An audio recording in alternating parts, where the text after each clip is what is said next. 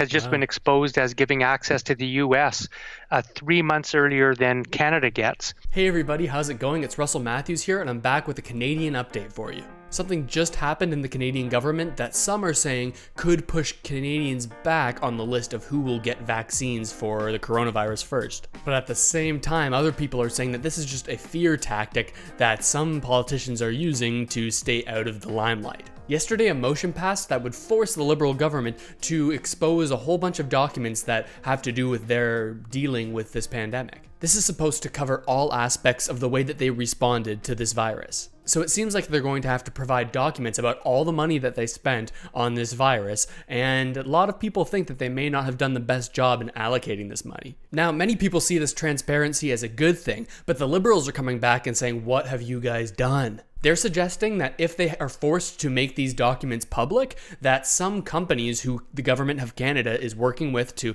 either supply a vaccine or work with on other protective equipment, that those companies may not be happy with that information being out there, and they may refuse to work with Canada in the future. They're also saying that having this information out there could be harmful for their negotiations that are ongoing for these contracts. With information being out there in public, they're saying that we could end up having to pay more for this, or we might not even get it at all if their suppliers are seriously this unhappy with the information being public. But is this something that we can really believe, or is this just a tactic to make it seem like we can't get the transparency that we probably should have in a situation like this? So today we're going to take a closer look at this, see what all the sides are saying, and bring all that information to you so you can make up your mind for yourself. But before we dive in further, if you're new to the channel, hey, how's it going? It's nice to meet you. My name's Russell, and I post videos about updates and news that could affect Canadians and their money. Whenever there's an update that comes down the pipeline, whether it's legislation from the government or any other updates that could affect your financial future, you're going to hear about it here first. So if that sort of thing is interesting to you, make sure to hit the subscribe button and the notification bell. And of course, while you're down there, hit the like button, because when you do, this shows the video to more people who could be looking for this sort of information. Thanks so much for doing that. Now let's take a look at exactly what is going on. We're going to start by watching some highlights from a global news story that covered both of these sides. I am seriously saying that our contracts, vaccine, PPE, and rapid test kits are in jeopardy. Okay, so that's a big statement. If you haven't seen that woman before, that's Anita Anand, and she's the Minister of Procurement. So she's handling a whole bunch of contracts that the government has in order to buy certain supplies that the country needs. And she's saying that since this motion is passed, it's putting all of these contracts at jeopardy. And again, we don't know if this is just some sort of political maneuvering to make it so that they don't have to put all these documents out there, but it also could be a serious concern. Let's keep watching. That warning from the Procurement Minister came just hours before a vote for a proposed parliamentary probe of pandemic spending.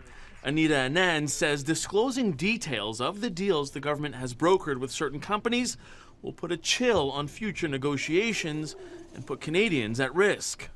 Yeah, that's how that could go. I'm not entirely sure how this will affect the negotiations that have already been had, but this does give the other parties a little bit of leverage. In my business, I do a lot of negotiating, and I know that any little bit of information that another party has could be used as leverage in the future. This means that Canada could end up paying a premium if these companies come back and say, hey, you know, like, we're going to be under public scrutiny, so really, if we're going to work with you, you're going to have to pay us more. And of course, as you know, whenever the government pays more, that's essentially Canadians paying more, because we're funding the government with our tax money. That's why paying attention to this stuff is so important. Last week, the president of Canadian Manufacturers and Exporters wrote a letter to the minister expressing concern over confidential business information being disclosed in the public. In a statement to Global News, vaccine maker Pfizer said it worries the release of commercially sensitive information could be damaging.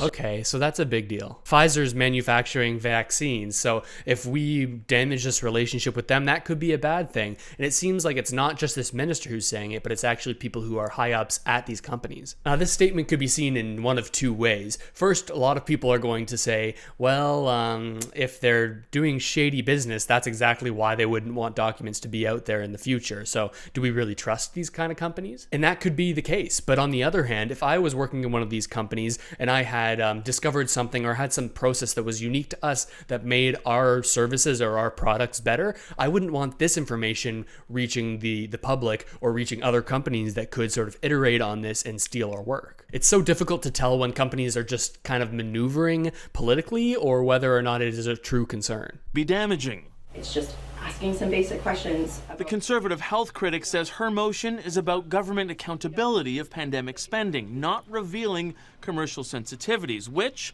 would be reviewed first by the parliamentary law clerk. It basically means that there's a special person whose job it is to make sure that this type of sensitive information is not released unduly. But what Okay, so that makes sense. I'm pretty sure that was the Conservative health critic, and beside her was standing the NDP health critic, and they clearly worked together to get this motion passed, because in the minority government, you need to have multiple parties that form the opposition come together in order to beat out the Liberals on the vote. She's saying that the main thing that this Minister of Procurement from the Liberals is saying is not even true. There's another person who's going to read through all of these documents and determine what is truly sensitive information and what isn't, and redact that information so that the companies that are involved aren't harmed. But I could still see some legitimate concern, because there's no telling what this person will choose as sensitive and if this will be sufficient for these companies.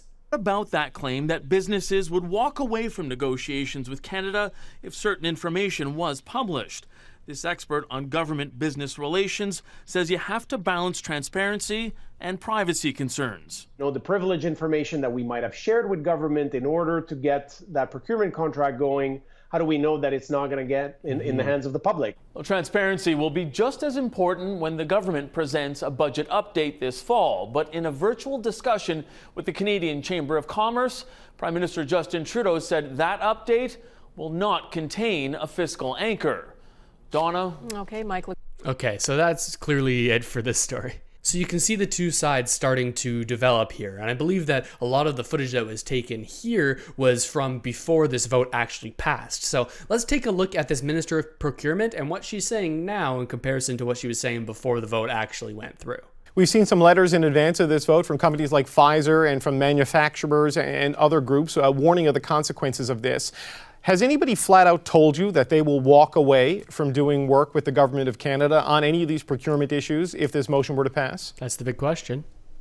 The reach out that we heard this weekend was across the board, from suppliers, from exporters, from manufacturers, from doctors, from the vaccine task force, from the immunity task force. And there's no question that there's concern in the market about the implications of this motion. But the most important thing for us now is to continue to protect the health and safety of Canadians, to continue to procure the PPE and the vaccines. And so we are moving in that direction now to make sure that we're able to reassure our suppliers, in the interests of Canadians, in the interests of our frontline healthcare workers, that we will continue to do the job we need to do for Canadians. Okay, so that's a little bit of a non-answer. He asked her pretty flat out, hey, has anybody told you that they're not going to work with you if this motion was passed? I mean, yesterday you were saying that it could seriously put these contracts in jeopardy, but is that really the case? And she came back just saying that, oh, we're prioritizing these contracts. We're going to keep trying to get the PPE. We're going to keep trying to get vaccines here as quickly as possible.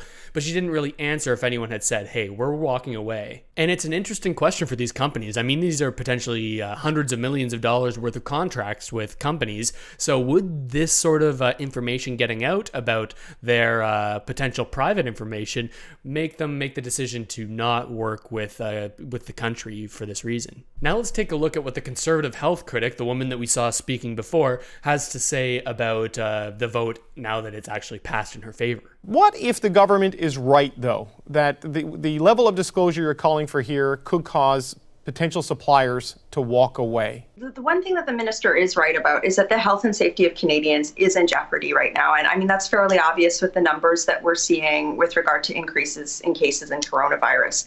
So that leads to questions like, well, why hasn't the government produced enough rapid tests yet? When are those rapid tests actually coming? When will they be in widespread use? Who gets them first? And the same questions go for vaccines. We don't have clear answers on where Canada is in terms of the order of getting vaccines if they are available. Basic questions like that will protect the health and safety of Canadians. And it's actually the job of Parliament to find that out. We are in the middle of a second wave, and we are still only relying on economic shutdown as a way of addressing the pandemic. And that's not good enough after 9 months. So we need to understand what's been done to date, what went right, what went wrong, and change things going forward. in the motion, there's a great degree of safeguards written in to allow the law clerk to redact information on a bunch of different criteria. I would be willing to have the law clerk come to our committee to talk about that process. There's a million different ways that we can address these things. I think that they're pre-positioning potentially to not give us the documents or to potentially go into an election, and that does not protect the health and safety of Canadians. I do think that this was a very good exercise of collaboration between the opposition parties on working to refine the motion. I have to give my colleague who's on the panel with me a lot of credit, Don Davies, a skilled parliamentarian who did a lot of work on it.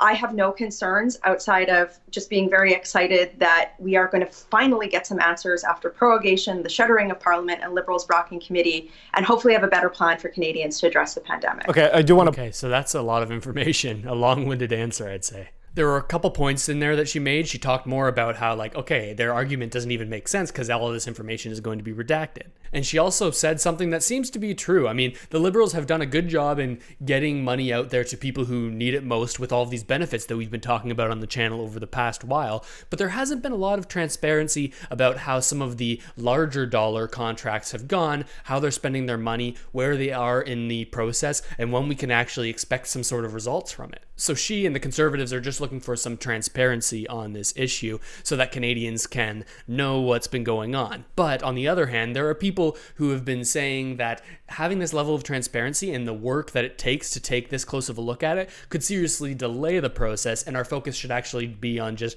getting things out to Canadians as quickly as possible instead of critiquing the way it's being done. She also mentions that the only way we've been able to deal with this virus is by locking down and shutting down businesses. And of course, a very conservative view is that it's important to keep these businesses up, to have employment numbers higher and get Canadians jobs and just have overall economic growth throughout the crisis. So if lockdowns are the only way to deal with this right now, is that really an effective way to look out for the best interests of Canadians over the long term? It seems like they want to take a closer look at this and see what other options there could be.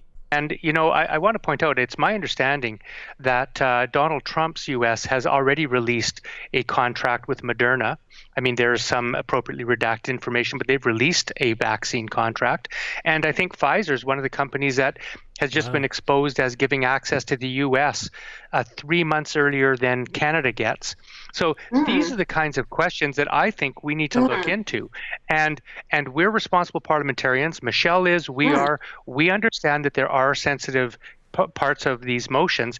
That's why in the motion itself are built-in protections for national security and protection for contractual negotiation. Okay, so that's a pretty big deal. The point he's trying to make is that even though the government in the States has released these documents fully with some redacted information, just like they're asking for from our government, that companies there are okay with this and actually are giving preference to this country, even though that this information is out there and it could be in the area of 3 months sooner than Canada. Now, whether or not this is a result or in response to the transparency, or whether it's just the nature of the contracts that could bring it to the States faster, we don't really know. So I'd love to see these sources that he's seeming to cite. So this whole issue is kind of up in the air now. We're going to have to watch how this progresses over time. Will all of these proceedings and all of this paperwork actually slow the government down and be a net loss for Canadians and be just a negative thing all around? Or is this kind of transparency what should be expected, and it's just a result of Parliament and the government acting in an efficient way? I want to know what you have to say about it.